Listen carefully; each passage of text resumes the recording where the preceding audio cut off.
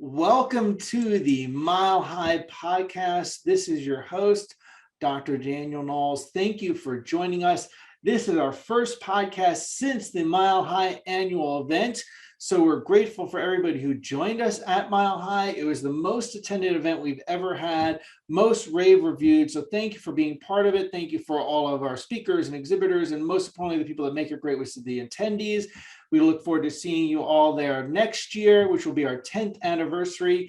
I am super thrilled, and I'm going to share why I'm super thrilled further on in this interview, but I'm super thrilled to have as our guest today to introduce Dr. Gilles Lamarche, who's a phenomenal chiropractor through and through, and he has practiced more than 25 years in Canada.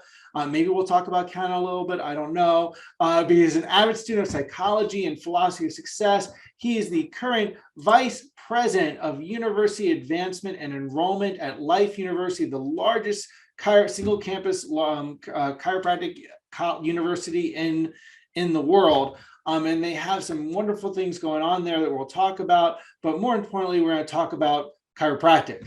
Okay. Hey. Yeah. So, Gilles, thank you so much for joining us today. Oh, it's my pleasure. I'm honored that you invited me, and I'm thrilled to be spending this time with you and with our audience. I know that I have not personally had an opportunity to go to Mile High yet, but I had some of my team members there this year, came back with rave reviews. I always ask my team when they go to an event to submit at least like a half-page to one-page report. She sent me a full-page report of how good the event was, how well received she was, how she felt that Life University was just part of the core group. So I'm looking forward to going next year. Hopefully my schedule will allow it. Yeah, she was phenomenal. And, people talked about some of the outstanding things that are going on at Life University. Before we do that, let's talk about you a little bit. Let's help people get to know you as a soul and you as a chiropractor. Okay. So how did you find your way into the chiropractic world?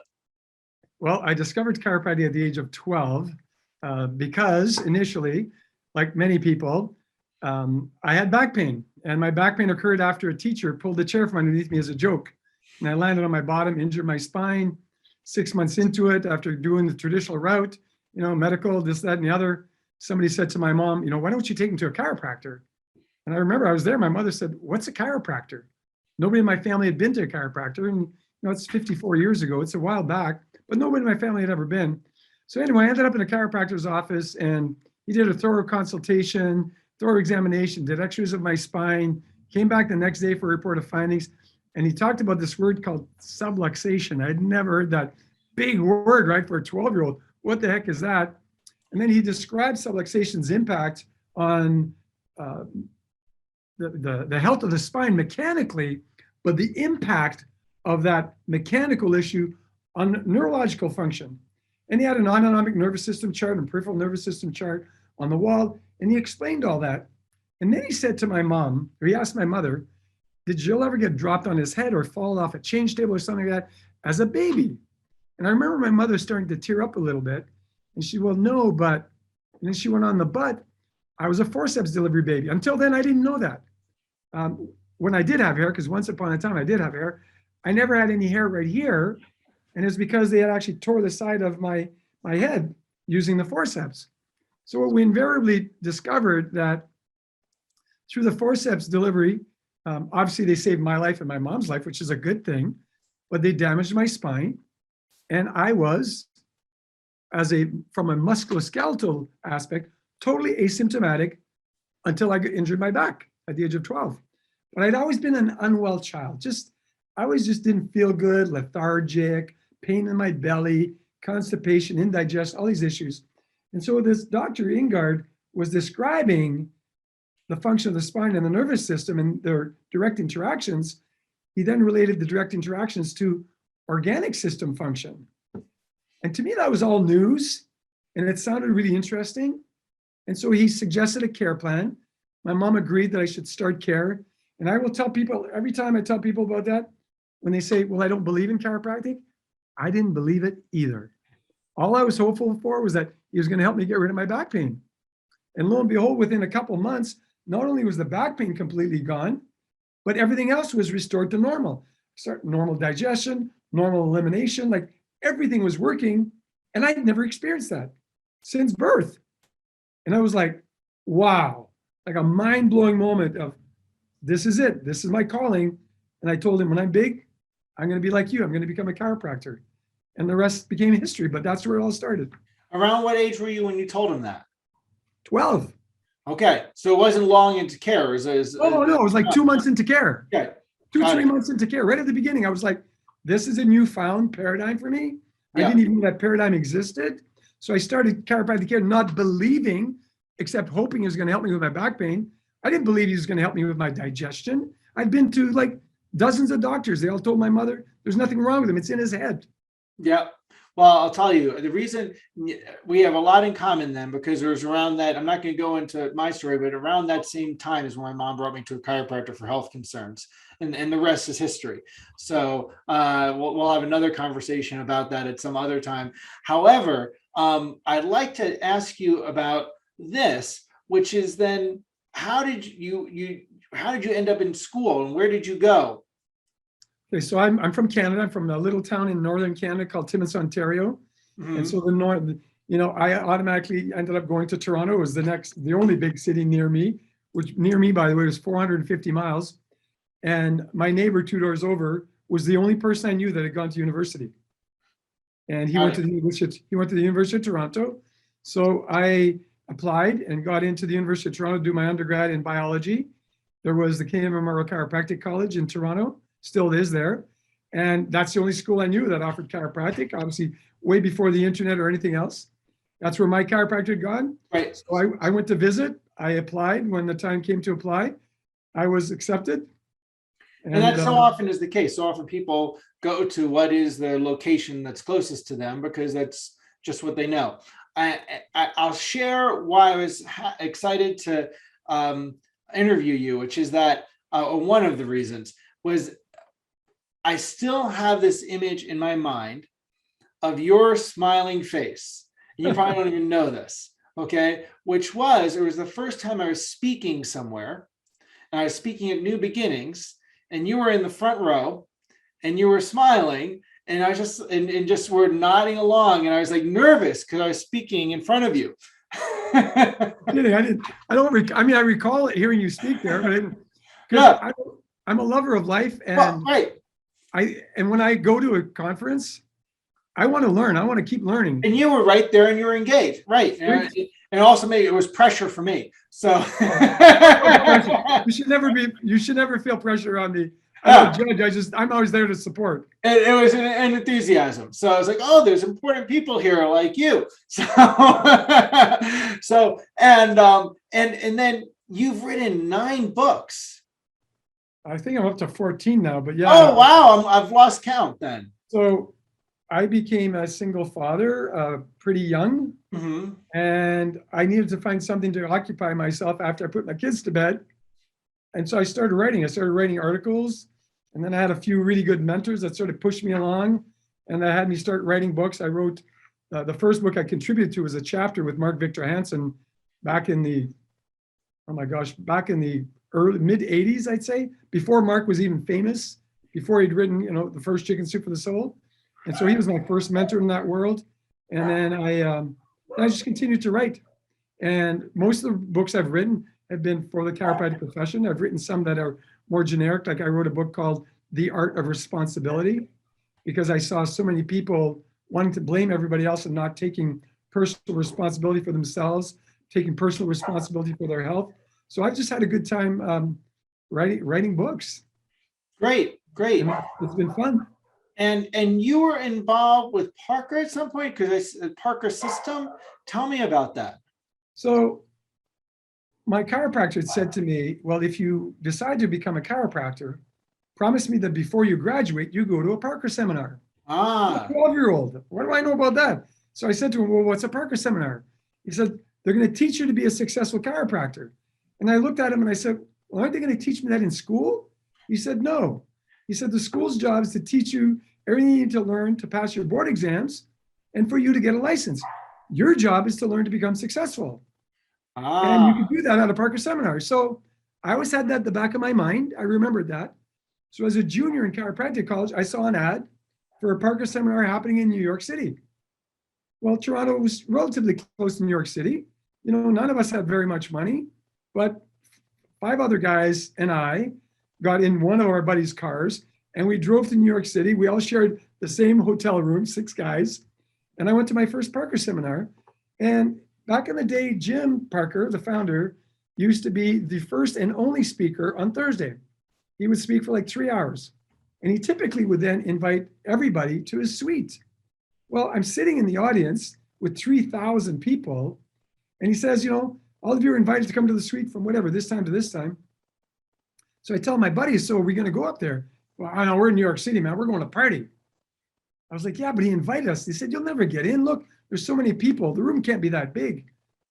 Well, somebody had mentioned that President Reagan had stayed in that suite the weekend before at the New York City Hilton. I thought, I'm going to take a chance. I'm going to go up there. So my buddies went out to party. And my life was changed that night because I went up to the suite. There was like 30 people in the suite. And they were like the big people of the days, the Richard Yennies, the Larry Marksons, the Charles Wards, Kirby Landis, you know, the chiropractic, big successful chiropractors of the day. They were all up there. And I can't remember who was the first one to greet me in the suite as I entered, because obviously I was really, really shy. And he says to me, well, where do you practice? I said, I don't practice. I'm a student. And I told him where I was a student. He's like, oh my gosh, come and meet Dr. Jim. He loves students. So there I was sitting at the feet of a gentleman that many people had as their number one mentor. Right. So Jim became my number one mentor, which allowed me to understand what he taught, because I went to 3 seminars before I graduated. So when I started practice, I hit the ground running, Danny.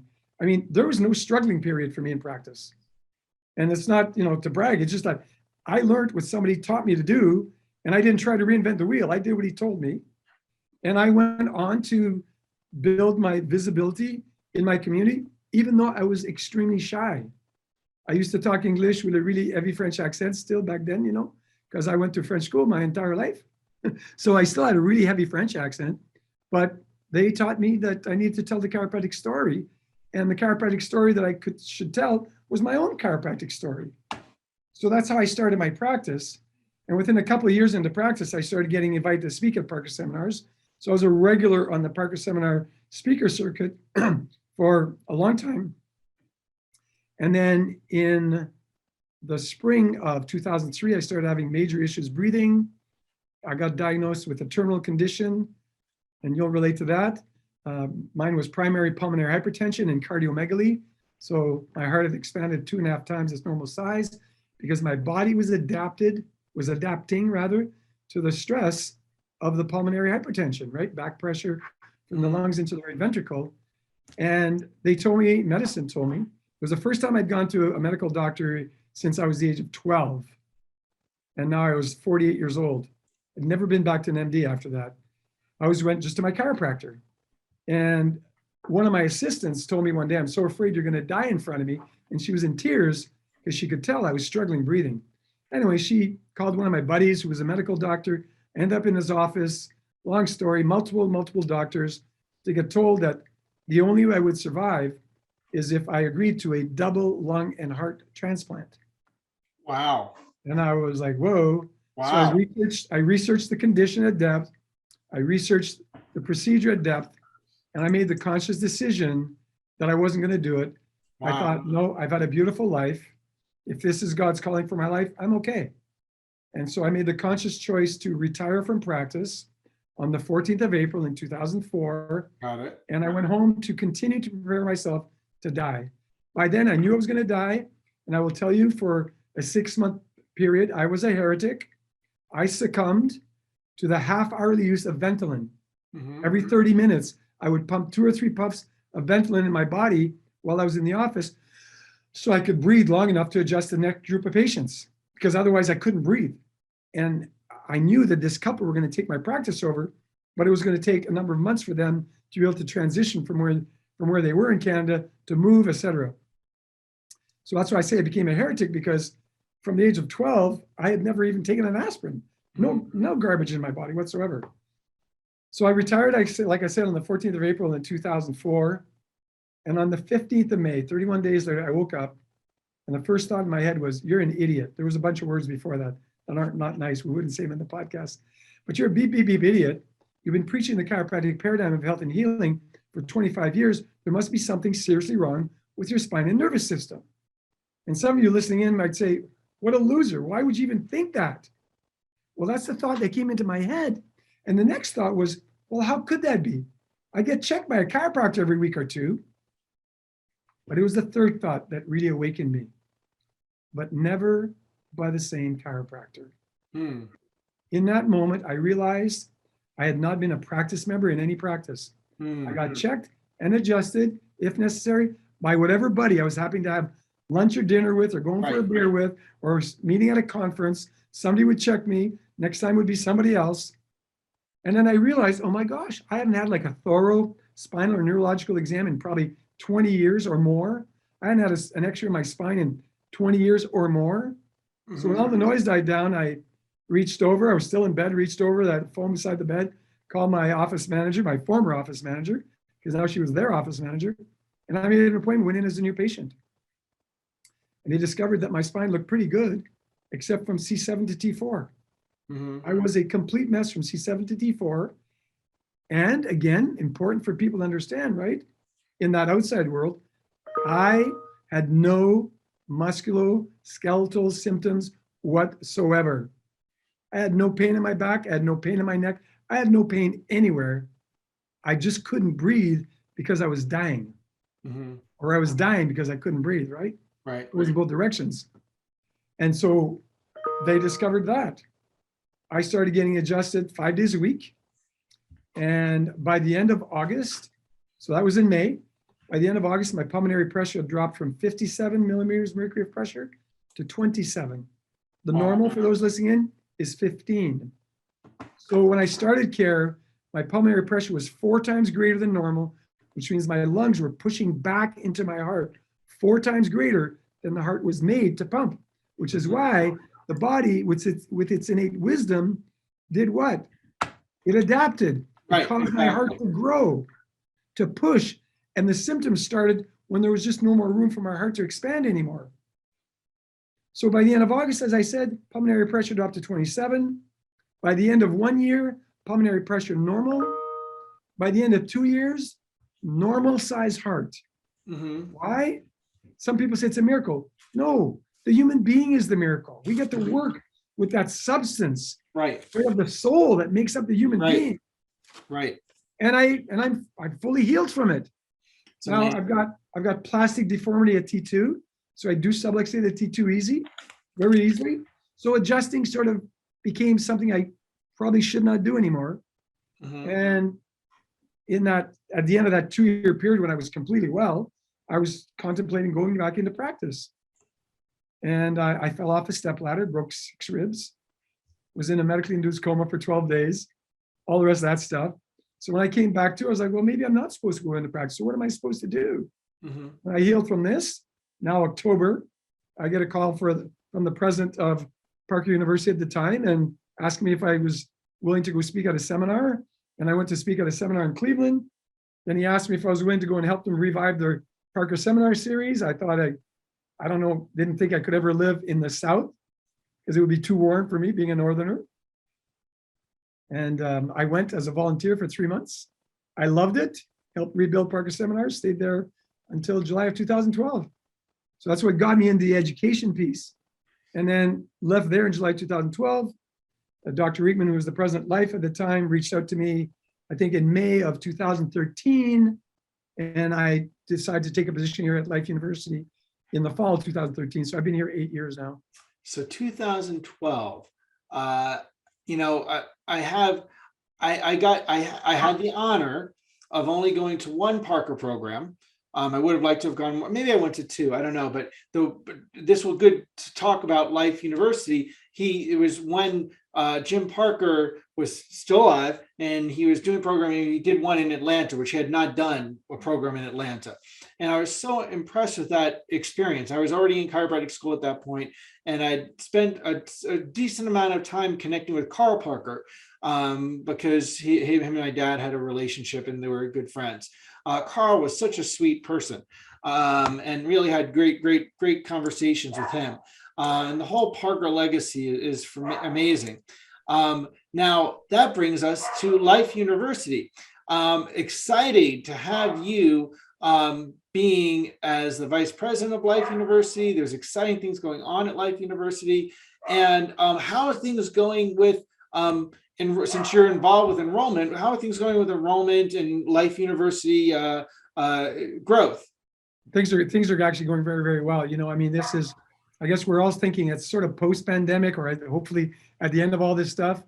We navigated through that extremely well. Our enrollment numbers are excellent. In October, we took in our largest class in, I think, some 20 years. Wow, in 20 years, the largest class in 20 years. Originally 226 were enrolled. Somehow some issues occurred in the first couple weeks. We ended up at 223. Wow, amazing. So still 223 students, and we have 4 entrances per year. Our fall quarter is always our largest quarter, but our October 2021 quarter, we had 223 chiropractic students matriculate and begin their Doctor of Chiropractic program. And I was on the phone on a Zoom call with my team today on the enrollment side, and we're trending extremely well as it relates to our winter quarter, which obviously is going to happen in January. And our January numbers are usually smaller because not as many students want to start a program, in the middle of the winter. But our numbers are trending better than they have in maybe a decade. That's excellent. It's kind of like practice. I think as a chiropractor that practices, I think things often through that lens. So it's like on the other side, the pandemic, many businesses, many chiropractors, many chiropractic colleges had a slowdown with enrollment, and that's not surprising. And on the other side of that, you watch which ones shoot up, which ones have the enrollment increases and which practices have their best years ever after what has gone on in 2020 and 21. So I'm glad to hear that for Life University and for the students that are, going to get a great chiropractic education. So what exciting. My understanding, Danny, is that the schools that have the majority of the schools that have an increase in their enrollment right now on the DCP side, the Doctor of Chiropractic program side, are the vitalistic principled schools. Yes. I saw a chart once when I was on the board of Sherman. As you know, I served on the board of Sherman. At one point, I saw a chart of where the enrollment was down and where the enrollment was up across all the chiropractic schools. And it's so interesting. The schools that were closest to the principal had the largest enrollment. I thought that's just like practice. Exactly. And the pandemic proved that, didn't it? Right. Because all my principal chiropractic friends, their practices are thriving. I mean, some of them have said, 30 years in practice, I had my best year ever in 2020. Right. And 21 is going to be even bigger. I had a lot of that. A lot of people have that. And yes, some, not for everyone, but there's been many that you've seen that. And it depended also on the location and what their restrictions or mandates were in their individual area. And so what are some exciting things that you're excited about and energized about relative to student life at Life University?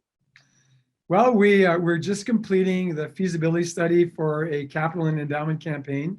So we'll see where that brings us, because we've got, some pretty robust plans on continuing to, improve the university, deliver higher quality services and more services to our students. We'd love to build a student center. There's all sorts of ideas, obviously, on the table. We currently have 712 students who actually reside on campus, because we have a DC residence of 2-bedroom apartments. We have an undergrad residence as well, which is more like an undergrad dorm style. And that's the newest building we put on our campus 3 years ago. So that is going extremely well. We've continued to improve our virtual anatomy lab.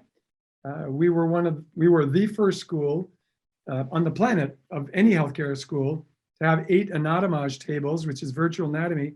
And we had version 1.0 and continued to update the software as they were updating it and improving the software. And this summer, we updated all of those tables to their newest version, which I think is 7.2. And so the learning experience is phenomenal. There are 5 digitized corpses. So these are people at one time were alive. Their corpses were all digitized, and through a software, have created these beautiful anatomical specimens that are phenomenal. And the learning outcomes for virtual anatomy is much, much greater. I can't give you the exact percentage, but much greater than dissection, for example. So we've got an extremely beautiful, brand spanking new virtual anatomy lab because we're able to upgrade it all. And then during the pandemic, actually prior to the pandemic, our research department was working at creating a mannequin that could simulate an adjustment, that could also simulate a subluxation. And they worked on that for about 3 years. And during the pandemic, they actually built 20 of those mannequins, which we call PAT. PAT stands for Palpation and Adjustment Trainer. Available nowhere else on the planet. They were developed here. They were built here. Actually, they were built about 20 feet behind the wall where I'm sitting right now during the pandemic. So our students, so we actually built a PAT lab. It's a very advanced technology. There are 67 sensors, I believe, 67 or 69 sensors along the spine and pelvis. And each mannequin is hooked up to its own computer screen with a pretty, easy basic software, but you can tell exactly where you're palpating. Or the professors can direct a student, locate based on anatomical landmarks, locate the spinous process of L5 or whatever they want, and turn the screen away and then show the student where they're at. So this is not to replace what you and I did in school in palpation, but it's to add to it, to start the process. And that's also where they're going to learn to develop their skills, their adjusting skills, because the mannequin is made with the closest possible similarities to the human body. And I would tell you that if you come to life and you get an opportunity to palpate and work with one of these mannequins, you'll say it just feels like a very fit male adult. It's how they built them.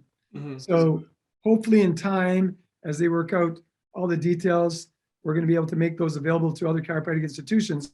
But for now, they're ironing out sometimes, little issues that need to be tweaked. But the students are thrilled with the experience.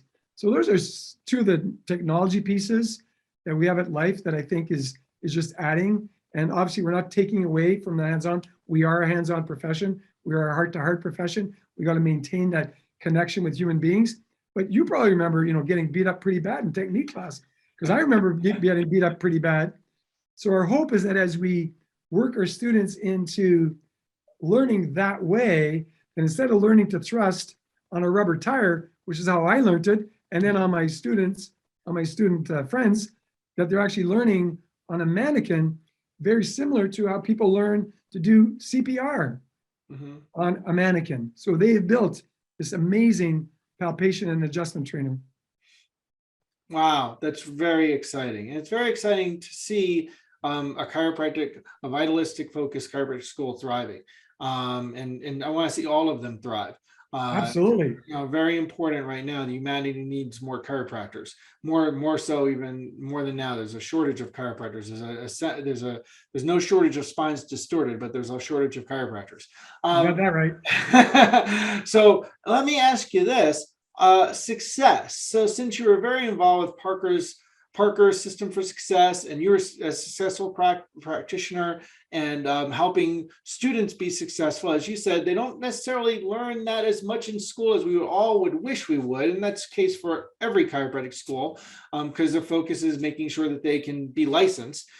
What are some keys that you advise people if they want to be successful in practice? Maybe some things you learned being involved with Parker, or things you learned being part of Life, or just the school of hard knocks when you were in practice?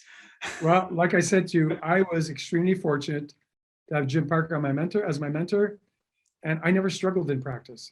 So I hit the ground running. What did I do? And I will tell you that what he told me to do still works today. I handed out 1,000 business cards one at a time before my doors ever opened. All I did was I would meet people, I'd introduce myself, I'd tell them I didn't try to tell them the chiropractic story. I would just say, I'm the new chiropractor in town. If you've seen construction going on at the corner of George and 8th Street, that's my practice being built. I'm due to open, July 5th or whatever it was. And I said, if I can ever help you and your family, I'd be happy to help you. Here's my card. That's what I did 1,000 times before I ever opened my doors. And then for the remainder of the year, I handed out another 4,000 cards.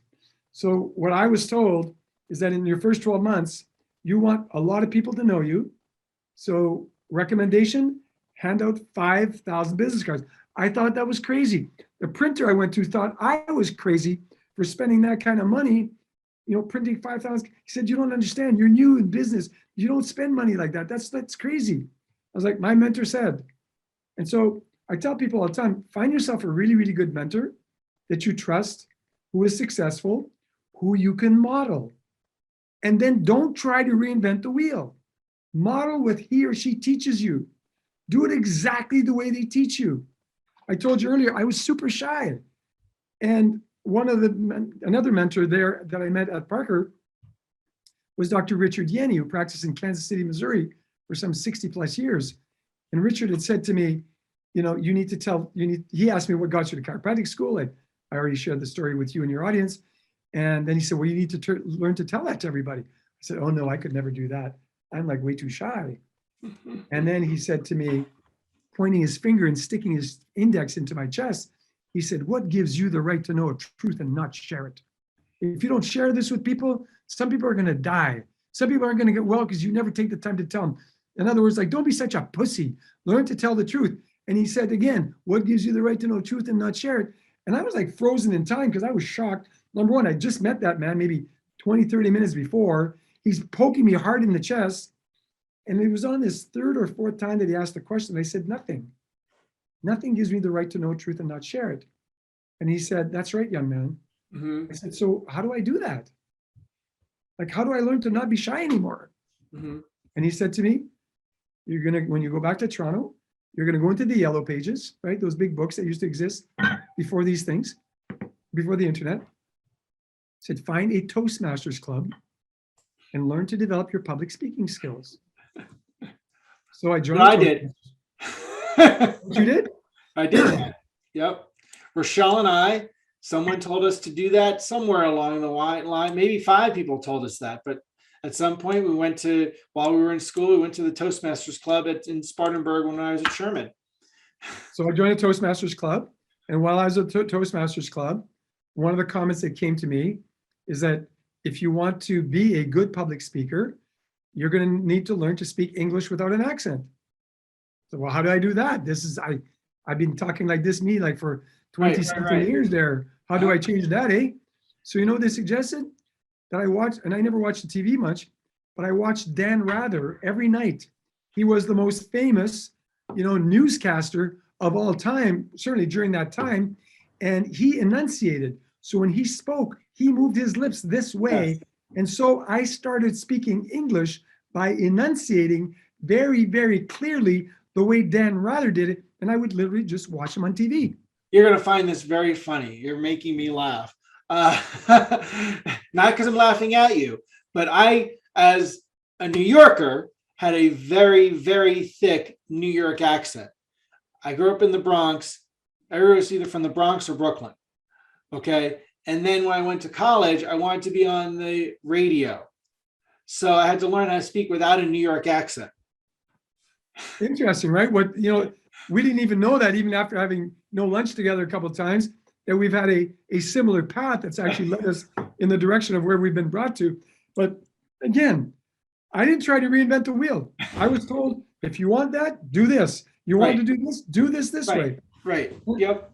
Exactly. And then to tell the chiropractic story, to do a thorough consultation, thorough examination, to do x-rays. That's why I was trained. That's what I did. To not adjust on the first visit, to prepare a written report of findings, to deliver the report of findings to the patient, to make recommendations equivalent to the recommendations that you would make if the person sitting in front of you was your mother, father, brother, sister, child, or spouse. Right. So every recommendation I made, every time I wrote a care plan, I would see, so for example, I look at you, if you came in, I'll say, okay, roughly my brother's age. If that was my brother showing up with his spine and nervous system in that shape, what would I tell him would be to his advantage? And what care plan would I tell him? And that's how I delivered every care plan. And what happened blew me away, because what I guess people call a conversion rate was almost 100%. Mm-hmm. I remember one patient who said, no, I don't think that's for me. I don't want to come here because I'm that one guy in a million that, is not going to get results. So I'm not going to start. But people, if you're authentic, if you're genuine, if you tell them based on what you would tell a loved one, if that loved one was sitting in front of you instead of that patient, they feel that. Mm-hmm. They feel the unique realness that you offer them, if that's even a word. They feel how real you are. And they start care. Now, what you also have to do, which my mentor said, you got to be so good. You got to practice, and you should practice your skills 10, 15 minutes every single day, even now in practice. So even when I was in practice, I would warm up 10, 15 minutes every morning. I would pop the drops on my table and I would warm up. I would prepare my mind and my heart to serve before, but then I was physically would prepare myself so that the first patient, the first practice member that I got on that table, I was already ready to deliver the goods. Yes. And when you're ready, they get the results. And when they get the results, guess what happens? They build your practice for you.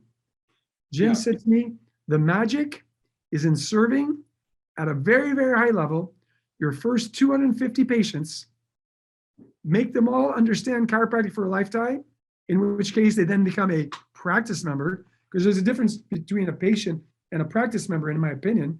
They were a patient in my practice until they chose lifetime care.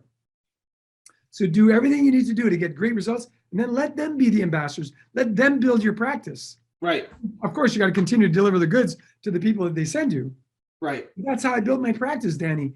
And it wasn't that hard. There are so many important things that you said. I really hope people listen to this and then listen to it again. One of the important things, one of the many important things that you said that I focus on, actually a lot of what you said I do. However, one thing that's super important is that the person has an exam, they evaluate something, that they do an objective indicator of some kind, have the person come back to see those results, and then gets their first adjustment. That one simple process, so few people do that. So many people just, lay them down on the table and adjust them from the beginning and don't even do any objective outcome assessments. And I'm a big stickler for that, to make sure that you're actually delivering what you say you're delivering, and you're measuring that there's an outcome. Otherwise, you're doing the best work you can do. Otherwise, what happens, if the patient gets the results that they thought they would get, they're gone, right? Right. If they get better after one adjustment, some people symptomatically are better after one or two adjustments. It happens all the time, but not every time. Mm-hmm. So if they get what they came for and you didn't take an opportunity to educate them, then they're gone. And the thing is, they lose out. They lose out because they don't get chiropractic. Exactly. So if we don't do a good job at teaching them the value to impact their life for the rest of their life. So I saw every patient that came into my practice as a potential lifetime chiropractic practice member, whether my practice or somebody else's practice. I wanted them to get to buy in to the lifetime idea that chiropractic is not an event. Chiropractic is a healthcare strategy. It's not an event. And if you adjust them on the first visit, you're making it an event. And often I talk to a lot of chiropractors, they can't figure out why the person drops out after 2, 3, 4, 5, 6 adjustments. Say, because they have no idea who you are and what you're delivering. You got to teach them how different you are. Yep. And that's a very important thing, is event versus process, completely. Because people are conditioned, funny that I use that word, conditioned that healthcare is an event, right? Or the disease process, I say the process, the disease is an event, or a lack of health is an event, and getting well is an event. It's a pill, potion, lotion, surgery, procedure, versus it's a process of health and well-being that's developed, and engaged in and invested in and put time and energy. You put energy into something, it thrives. And if you don't, then it doesn't thrive. So, yes, I really, again, very grateful for your conviction, commitment to chiropractic in all the different hats you've worn over the years. Since right now your point of service is students through Life University, and obviously that's still serving humanity, because you're serving humanity through those students. What do you want people to know last things you'd like to share about Chiropractic or Life University? Well, you know, one of my favorite quotes, I have a lot of favorite quotes, but one of my favorite quotes is, be the change you wish to see in the world. And we know that the world is in a crisis. It doesn't matter what country, and there's a crisis somewhere, somehow in every country. And you could complain all day long. You could choose to spend tons of time on social media complaining, being negative if that's what you choose, but that's not going to solve anything. Right. So I invite all of you to bring yourself back to the joy, the inspiration that you felt either the day you got accepted into chiropractic college, or the day you graduated, or the day you laid your hands on your first patient in your own practice, or the first person that actually paid you for care, whatever that stimulation of joy and true bliss, wherever that comes from for you, I'm asking, bring yourself back there and make a decision on, what am I going to do to stay there? What am I going to do to feed myself and the people around me with love and joy and bliss and understanding and education, so that people can see possibility rather than impossibility? I share with you, Danny, before we got on, and we said, how's life in my own life? I said, my life is like complete bliss, except I have not seen 2 of my children and their spouses and 3 of my grandchildren for 2 freaking years. That's a long time. I got 3 kids. So my oldest son's a chiropractor, practices in Chicago. So I get to see them. But I haven't seen the other 2. I haven't seen my sisters. I haven't seen my nieces. I haven't seen my nephews, my cousins. That sort of sucks. Mm-hmm. That's not what I focus on. I focus on what I can do. Mm-hmm. I focus on what I can do to make me feel good. Mm-hmm. And I will tell you that affirmations, I never understood why affirmations work. I just did them because my mentor told me I should do them. And then I met Joe Dispenza, and then I read Joe's work, and then I read some of your dad's work. And, you know, I've read the work of all these people that talk about the mind influencing physiology. And I brought myself to understand why affirmations work. So, you know, they're just the words you say to yourself or that others say to you that you act upon and that act upon you. So my request of all of you is, please pay attention to who you're renting space to up here. Mm-hmm. Start thinking possibility and start delivering that message of possibility. We know that people under regular chiropractic care have a greater opportunity to thrive in all aspects of their life. All aspects, right? Physical, right, mental, and spiritual health. Let's keep teaching that. There are more people looking for you today than ever before. I've heard for over 40 years, there's never been a better time to be a chiropractor. And I've believed it all along, because I've always had a good time as a chiropractor. But now, oh my gosh, I believe it even more than ever before. There's never been a better time to be a chiropractor right now. Why? Because the people out there are looking for you. They just don't necessarily know they're looking for you. But right, they're looking at what you have to offer. And if you don't tell them who you are and what you have to offer, they may never know. So important, so important. And it costs you nothing other than opening your mouth. Yes, sir. Tell the story wherever you can. Invite people into a conversation. And for God's sakes, just be kind. Be kind, be gentle. You know, the word that we started with at Life University when this pandemic struck the world was, I'm trying to think the word that Dr. Scott used, civility. Mm-hmm.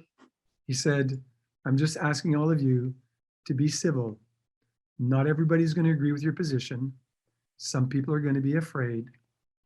Don't destroy them. Invite them and be civil and be kind, but invite them to learn what you could teach that will, when they don't know it, I would say that could change their life. When they understand it and they make a decision to follow you, it will change their life. Guaranteed. I've experienced tens of thousands of times, as you have, Danny, and many people on this call. So it's not about being boastful, but stop being quiet. Right. Stop being quiet and start being a little bit louder, not in a boastful, arrogant way, but in a service consciousness way. In chiropractic, I was raised with the philosophy of loving service, my first technique.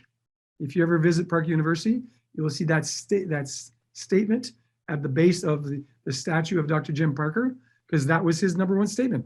Loving service, make loving service my first technique. When I came to Life University, I discovered the words lasting purpose, to give, do, love, serve from your own abundance with no expectation of return. And I said to someone, different words, exact same philosophy. Exact same philosophy. Because what I didn't know at the time was that Dr. Sid Williams, the founder of Life University, happened to be a mentee of Dr. Jim Parker.